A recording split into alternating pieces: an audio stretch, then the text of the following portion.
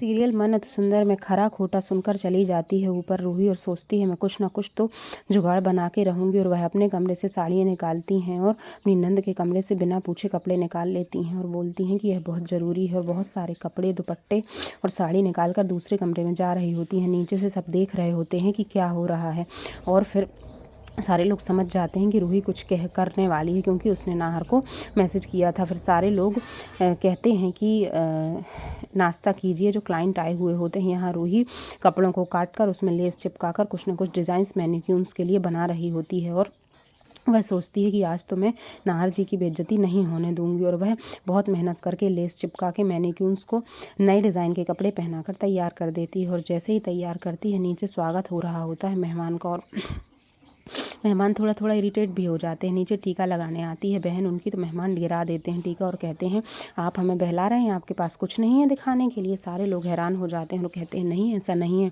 और क्लाइंट बोलते हैं हम जा रहे हैं और चले जाते हैं।